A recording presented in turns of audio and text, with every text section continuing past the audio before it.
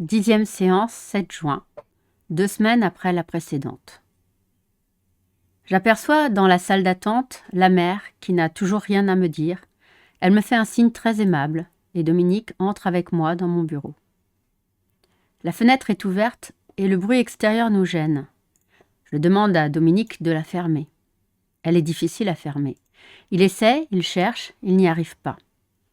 Il s'agit d'un immeuble ancien avec des fenêtres métalliques qui ne sont pas d'un modèle courant. Je vais avec lui et lui fais palper des doigts le profil du battant gauche et le profil concave correspondant du droit qui doivent pénétrer l'un dans l'autre. Un levier ensuite vient maintenir le tout. Il est ravi d'avoir compris la complémentarité des formes à coapter et ferme lui-même la fenêtre très adroitement. Il revient s'asseoir et je verbalise pour lui cette fermeture de fenêtre à l'aide des expressions connues de côté femelle et mâle de la fermeture et la façon dont il a eu une illumination. En saisissant au palpé la complémentarité des formes, il a compris seul, ensuite, comment fermer pratiquement la fenêtre et faire jouer le levier de fixation. Il serait resté devant un problème pratique insoluble, sans mes explications verbales, sans mon aide manuelle à ses mains passives, ses yeux ne sachant pas suppléer aux expériences tactiles. C'est l'expérience pratique sensorielle et la verbalisation du concept de complémentarité formelle génitale qui l'ont éclairé. Note. Une verbalisation de ma part s'imposait non seulement pour lui faire intégrer l'expérience sensorielle, mais pour que, mes mains guidant ses mains et les aidant à palper, ce corps à corps, le seul d'ailleurs au décours de ce traitement, ne soit pas ressenti comme tentative de séduction. Dominique est très agité et très excité par la mort du pape. Il croit que je suis allée à Rome pour un congrès. Au centre, on avait dû parler de mon absence pour la séance prévue qui, de 8 avait été reportée à 2 semaines. Il me demande si j'ai vu le pape. J'ai lu de la réponse. Il me demande si j'ai vu une statue de César. Il ne me dit pas une statue à cheval. Une statue de César où il est beau. Moi. Comment est-il? Il est à califourchon sur son cheval. Moi. Oui, il est beau. Nous voyons comment cette séance enchaîne immédiatement avec la précédente, l'approche de la scène primitive, les fantasmes oedipiens peut-être, sexuels, phalliques, génitaux sûrement. Il reparle du pape, disant que son frère et sa sœur s'étaient moqués de lui parce qu'il se moque de lui quand il croit des choses. Et on lui avait dit que le pape était mort, et puis après on le voyait qui revenait et qui venait à la fenêtre. Justement, nous venons de fermer la fenêtre, je lui fais remarquer. Il venait à la fenêtre pour bénir les gens. Il esquisse le geste, s'identifiant ainsi au geste du pape. Alors son frère et sa sœur lui avaient dit qu'il était vraiment mort, mais qu'un savant américain l'avait ressuscité. Et alors moi, je ne savais pas s'il fallait croire, je croyais bien qu'il se moquait de moi. Je ne crois pas qu'on peut ressusciter les morts. Mais alors qu'est-ce que ça veut dire? Qu'il était malade et puis qu'il était de nouveau bien? Qu'il était de nouveau malade et puis qu'il est mort? Comme s'il était mort 2 fois? Je lui explique la réalité des faits historiques. Et comme sa mère recommandait toujours, lorsqu'ils étaient jeunes, de leur dire la vérité, je pense qu'en effet cet enfant a besoin de connaître la réalité. Il y avait eu une amélioration considérable de la santé du pape, que l'on avait cru mourant, et qui en effet était réapparu à son balcon pour bénir la foule, avant sa rechute brusque et sa mort en quelques jours. Ah ben maintenant, je comprends.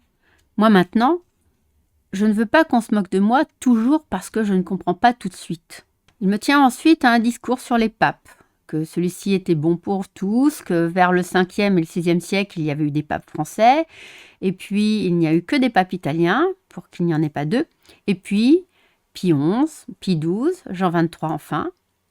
Il a tout à fait potassé, pourrait-on dire, la question papale, et a retenu certaines séquences de l'histoire des papes qu'il a pu entendre et voir à la télévision, à laquelle j'apprends qu'il s'intéresse maintenant alors qu'avant ça l'embêtait. Il me dit ce qu'il a déjà vu en Italie une fois, quand ils étaient revenus d'une excursion au Grand Saint-Bernard. Bernard, le nom du frère disparu du père. Il me dit que c'était juste un petit village à la frontière. Bernard a disparu près de la frontière espagnole. que ce qui l'avait frappé, ce sont les portes de magasins avec des grands chapelets de toutes les couleurs qui ferment les portes. Nous savons que c'est au nom du catholicisme que le père, la mère et le frère justifient la peur de la fréquentation des filles. Il se tait. Puis, moi, j'aimerais bien être fermier. Tu viens de me parler des boutiques d'Italie, maintenant tu me parles de ton désir d'être fermier? C'est parce que je pensais qu'il faisait très chaud en Italie, qu'il y avait des mouches, que c'est pour ça qu'il y avait des rideaux qui les empêchent d'entrer dans les magasins, mais j'aimerais être fermier. Et puis quand il fait chaud, ça m'a rappelé qu'il faisait chaud et puis qu'il y avait des mouches qui agaçaient les vaches. Il se tait, puis « Je suis content parce que je vais avoir des palmes et un masque. Maman m'a promis, et mon pépé promis aussi, parce que maintenant je travaillais bien, alors avec les deux, ce qu'ils me donneront, je pourrais nager cet été à Saint-Raphaël et peut-être pêcher des poissons sous l'eau. » Saint-Raphaël? Oui, quand ma sœur voulait m'apprendre à nager, je ne pouvais pas parce que je repliais toujours les pieds comme si j'étais une grenouille. Mais maintenant, sûrement, je pourrais. Avant, je me disais, je ne sais pas nager, je vais me noyer. Mais maintenant, je sais que je pourrais nager. On va à Saint-Raphaël. Qui on? Tous les 5, et puis papa, maman, je vais vous montrer. Il me fait le croquis de Saint-Raphaël, assez bien exécuté. Moi qui connais la région, je reconnais sur son plan bien proportionné ce qu'il veut me montrer. Ensuite, le croquis de la caravane, c'est-à-dire leur roulotte camping. Le plan est très bien proportionné. Les parents ont un grand lit à demi escamotable. Il y a 4 couchettes, 2 à 2, superposées pour les enfants. Lui est couché en dessous de sa sœur et son frère est couché en dessous d'une couchette qui sert à déposer des objets.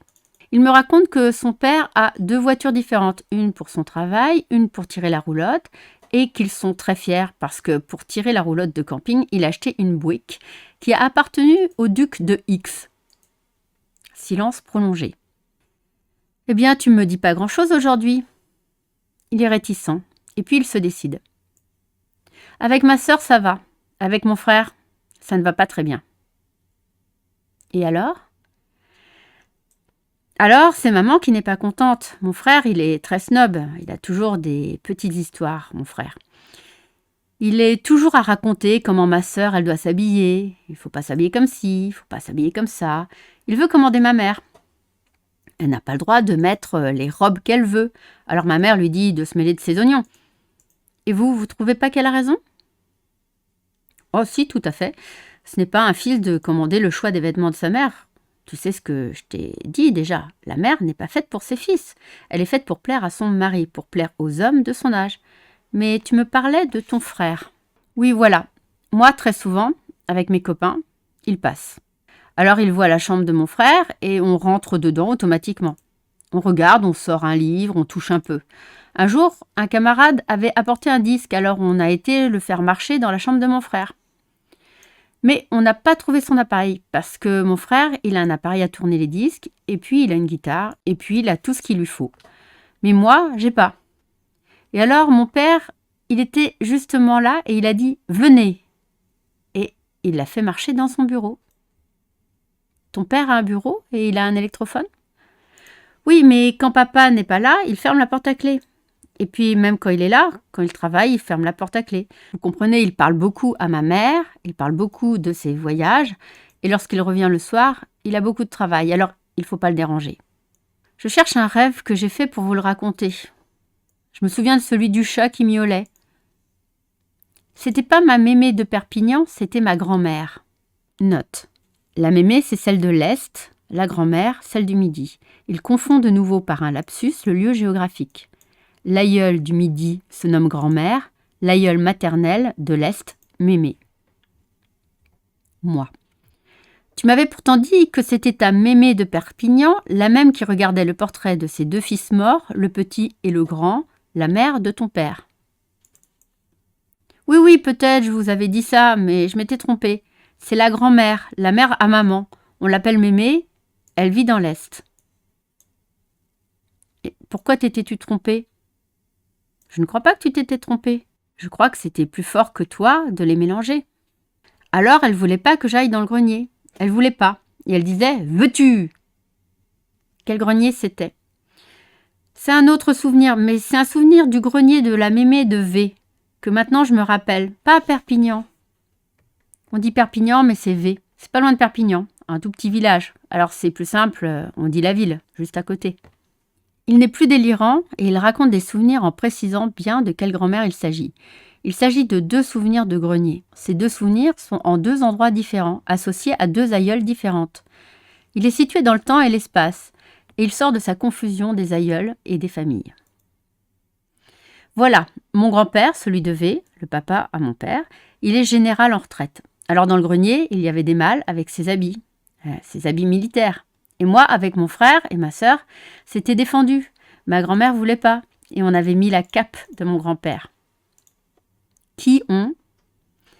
C'était mon frère qui l'avait mise, il se prenait pour un général et moi j'étais son soldat. On s'était bien mis d'accord pour rien dire et moi j'étais tout petit et j'ai dit sans penser à ma mémé « Oh là là, ce qu'on s'est amusé dans le grenier et on a trouvé quelque chose !» Et je me suis rappelé qu'il fallait pas le dire. Mais j'avais trop dit. Elle nous a dit « Vous avez pas touché aux affaires de grand-père au moins ?» Et puis alors on a été attrapés. Alors mon frère, il était terriblement fâché avec moi. Mon grand-père, il est général à 2 étoiles. Tu te rappelles que tu avais joué avec Bruno, chacun avait une étoile. Ah oui, c'était très amusant. On était les shérifs. Et puis, il y avait les cow-boys. Mon grand-père, il enchaîne, cet incident de moi n'était pas ce qu'il lui fallait. Mon grand-père a été un chef de résistance. C'était du vrai. Les shérifs, c'était pas du vrai. C'est comme maintenant, on dirait les flics avec l'OAS. Il était chef du parti de Perpignan. Il était le patron d'une cartoucherie à X. Ces cartouches-là, elles étaient destinées à l'armée. Comme il parle bien, tout d'un coup. Il fallait pas trop fréquenter de gens parce que quelqu'un pourrait être un espion qui raconterait les choses. Associé à lui, qui raconte les choses faites au grenier et qui les ont fait attraper par la grand-mère. Un espion allemand qui aurait pu récolter 5 ou 6 cartouches. Il manipule de la terre à modeler à ce moment-là, sans rien en faire de formel. Alors sa tête était mise à prix d'or, parce que mon grand-père, il était chef de résistance. Une fois, les pépés sont venus, il veut dire probablement les Allemands, c'est un lapsus éloquent. Et mon pépé, il est parti de l'autre côté du jardin, avec une échelle. Or, cet aïeul ne porte pas le nom de Pépé, mais de grand-père. Et alors les Allemands, ils ont été bien attrapés parce qu'ils ne l'ont pas trouvé. Il était passé par-dessus le mur et il avait ôté l'échelle. On ne pouvait pas savoir. Mon père aussi, il a été dans la résistance. Mon grand-père, il avait un vélo. Il a fallu alors qu'il dise comment il était le vélo de mon grand-père. Moi, je ne comprends pas cette histoire de vélo. Mon grand-père paternel était dans la résistance. Un jour, mon père est allé pour le voir. Il a fallu qu'il dise aux gens de la résistance de quelle couleur et de quelle marque était le vélo de mon grand-père pour qu'on puisse le laisser passer. Note. Pour que l'on ait foi dans son identité, c'est le fondement du symbole, on craignait que son père fût un espion qui se serait fait passer pour le propre fils du général. Mon père, il avait mis des bombes dans les boîtes à ordures des Allemands. Et alors, vous comprenez, les Allemands. Et à ce moment, tout en restant assis, il mime les gestes des bras qui se balancent au rythme de la marche, tout en chantant et en rythmant son chant. C'est comme ça que ma mère m'a dit qu'ils marchaient, les Allemands.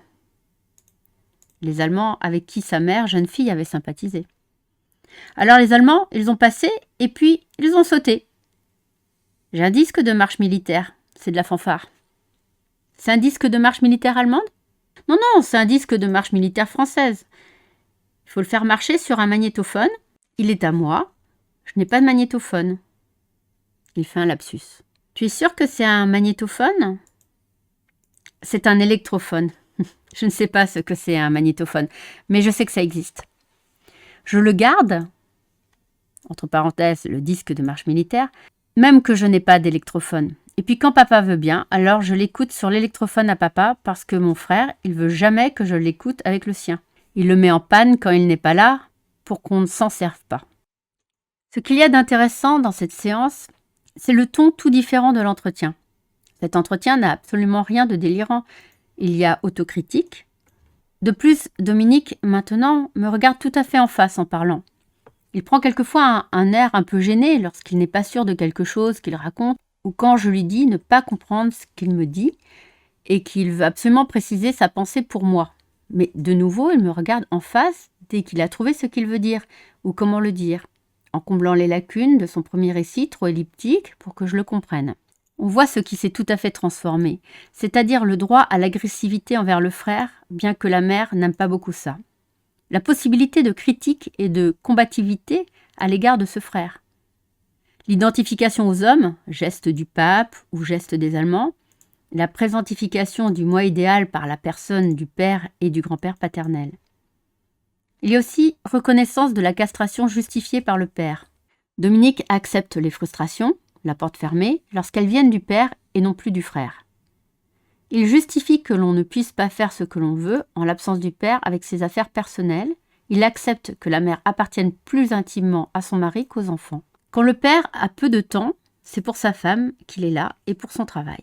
De plus, il y a toute cette valorisation de la lignée paternelle. Nous comprenons maintenant ce qu'il y avait de troublant pour l'enfant dans les dires sympathisants de la mère sur les Allemands, gens très bien, travailleurs et autoritaires, racistes et colonialistes comme son grand-père maternel. Et aussi ce qu'il y avait de troublant dans le fait qu'elle a été un soir arrêtée par les Allemands, grands, blonds, comme les belles, et qu'elle ait trouvé très amusant de converser avec eux, ces Allemands qui avaient failli faire mourir son grand-père paternel. Nous comprenons son lapsus quand il a parlé des pépés qui poursuivaient le grand-père, le pépé aux mœurs nazi avec les Noirs. C'est vraiment en lui la lignée maternelle. N'oublions pas qu'il est le seul à avoir racé, comme on dit, sur ce grand-père maternel. Tout a contribué à folklore en lui le désir d'identification au porteur masculin du patronyme Belle, ce qui a détruit la vertu édificatrice des désirs oedipiens. Il est intéressant de voir aussi qu'il a pu faire un plan lisible de la ville de Saint-Raphaël, un plan de leur roulotte de camping que j'ai fort bien compris. Il n'y a qu'une chose à noter à propos de son dessin, au lieu de prendre soit une place différente sur la feuille de papier, soit une autre feuille pour dessiner le plan de la roulotte, il a gardé la même feuille et il a superposé une partie du plan de la roulotte au plan de la ville. Cela sans paraître s'en apercevoir. La première image était pour lui imaginairement annulée, au point qu'elle ne gênait pas pour lui le graphisme ni la lecture de la seconde qui s'y superposait. Ne serait-ce pas là, sur une représentation de l'espace, ce qui s'est passé pour lui quant au temps, la confusion de valeurs phalliques des signifiants paternel et maternel, masculin et féminin, et la confusion entre allemand nazi raciste et français résistant, entre électrophone et magnétophone. Les deux parties intéressantes de cette séance sont dès lors les moments où il parle du pape et s'identifie à lui en ébauchant un geste de bénédiction qu'il a vu faire à la télévision, et celui où il dit son admiration pour la statue équestre de César. Ce n'est plus, cette fois-ci, un panthéon de Napoléon, des Invalides associé à sa mère, c'est un beau général à califourchon associé à son père. Voir la 5e séance. Or, nous savons ce que représente de sexuel le mot califourchon pour cet enfant qui couchait dans la chambre de ses parents jusqu'à la naissance de sa petite sœur, enfant qui avait peur des manèges et des bicyclettes. Nous connaissons ces jeux qui consistent à porter sur son dos un camarade pour se donner des excitations sexuelles masturbatoires. Un courant qui passe comme dans la queue de l'arrêt. Et il y a les deux moments où il mime, avec le tronc très vertical et les gestes de la marche. Il est pourtant resté assis, les Allemands, valorisés par la mère, qui vont sauter par l'effet des bombes que le père a mises dans les boîtes à ordures. N'oublions pas Elle mourut, le gros mot pour injurier ces femmes qui vont la nuit au poste. La pénétration dans la mer pour y déposer la semence qui a donné une petite sœur est vraiment ce qui a fait exploser chez l'enfant la première structure, celle du petit homme sauvage. Note, on se rappelle le sexe du bébé qui peut éclater. Le petit homme sauvage qui s'était rendu maître de sa mère esclave, face au père, lui aussi vaincu jusqu'au moment où avait surgi le témoignage de l'effet de fécondité paternelle de ses prérogatives équestres au lit conjugal. On se rappelle que les Allemands voulaient tout avoir pour eux, que le grand-père maternel était un homme qui se conduisait, nous dirions en raciste, en Afrique, et que la mère trouvait tout très bien de ce que faisaient les Allemands, y compris l'intelligence d'Hitler, merveilleuse, sauf qu'il était pour l'esprit du mal. Notons aussi le moment de cette séance où Dominique dit « on » avait mis la cape de grand-père, et ce « on », c'était son frère. Lui n'était que le soldat de son frère, général, mais soldat espion. La sœur jouait un rôle de comparse passive. Nous avons vraiment là un aperçu panoramique de ce qui faisait dès 5 ans la confusion de Dominique. Sans repère personnel, sans repère corporel, ni repère sexuel concernant le désir de sa virilité. Nous voyons comment les idéaux concernant les manifestations de la valeur virile sont appréciés par la famille maternelle en opposition aux idéaux de la famille paternelle. Nous voyons comment, dans le flagrant délit de lèse-majesté grand-paternel, la pseudo-soumission inculquée par la mère a été tournée en moyen d'espionner et de faire prendre le frère aîné selon une ruse de guerre à la Pyrrhus, seule manière d'exprimer les pulsions sexuelles sadiques rivales à l'égard du frère aîné, mais désœdipisé. Nous voyons aussi comment Dominique sort de la soumission masochiste à laquelle l'avait acculé sa crainte phobique d'une castration magique prégénitale de la part de son frère et de sa sœur. Ce n'est que par les dires et la gestualité familiale signifiante qui ont accompagné l'apparition au monde et le développement de cette petite fille, sa sœur, que Dominique a pu mesurer l'immensité de son manque, son absence de valeur, non pas relationnée à la virilité adulte ni à la puissance paternelle adulte, mais relationnée à la toute-puissance magique et fétichique phallique de ce bébé-fille, dépourvu de pénis, objet partiel de la mère, elle l'est encore maintenant, et reconnue nimbée de la valeur de phallus présentifié, synonyme de joie pour les deux lignées dont elle était la première fille tant désirée depuis longtemps. À la naissance de cette petite sœur, il s'est passé quelque chose de très important aussi pour le grand frère Paul-Marie. Lui aussi, je pense, a été traumatisé par la naissance de la sœur et par ses conséquences dans la dynamique du groupe familial, en particulier dans la dynamique sexuelle du couple parental. Paul-Marie était en effet confirmé dans son illusion oedipienne fantasmatique d'avoir un enfant de sa mère par la naissance de sa sœur. Cet enfant que, resté seul avec la mère hors les passages éclairs de son père, ils attendaient tous les deux. Que ce soit en s'identifiant à son père ou en s'identifiant à sa mère, et à condition de calquer leur comportement de phallisme anal et urétral, en donnant soin, direction et sécurité tutélaire, ils pouvaient admirer, adorer cette petite sœur phallus. À condition aussi de mêler sa voix au concert familial admiratif pour l'esthétique du corps des filles, en scotomisant obsessionnellement leur sexe et naturellement par conséquence le sien. Paul-Marie est traumatiquement engagé dans une structure homosexuelle passive qui lui réussit assez bien jusqu'à ce jour, malgré des inhibitions scolaires. À 18 ans, il dit, approuvé en cela par ses géniteurs, qu'il ne comprend pas que l'on puisse avoir du plaisir avec les filles ni coucher avec elles. Il admet, à son corps défendant, l'acte sexuel nécessaire pour engendrer des enfants et estime fort regrettable ce conditionnement technique fâcheux de la procréation. Le désir du corps à corps est inavouable, que ce soit celui de la compétition de deux corps propres dans la lutte ou celui de l'érotisme. Un seul désir est valorisé, l'amitié masculine, dans l'écoute admirative de propos philosophiques, et pour l'érotisme, c'est le voyeurisme de la beauté impersonnelle du châssis femelle. Pour Paul-Marie, un farcissage de style oral mais sans joie conditionne l'érotisme refoulé, nécessaire pour produire chez les femmes ces exonérations matricielles de choses vivantes, tubes digestifs à pattes, qu'on appelle des enfants. Paul-Marie est amoureux des jeunes enfants extrafamiliaux. L'érotisme non caché de cette attirance est confirmé par l'obligatoire rejet de ses frères et sœurs. Il les tient à distance. Il vit à la maison replié sur lui-même, ne les laisse ni parler ni toucher à ses affaires personnelles. Il se refuse à commercer avec eux. Les grands seuls sont dignes d'échanges interpersonnels. Quant aux filles, quel que soit leur âge et leur taille, elles sont un danger. Bien sûr, au moment où Paul-Marie a 5 ans, au moment de l'arrivée de la petite sœur, inexplicite devant personne, pas plus ses parents que Dominique, le drame inhibiteur pour lui du développement de l'éthique, la forclusion de son moi idéal génital paternel, court-circuité par la confusion avec le moi idéal maternel, homosexuel, anal, passif.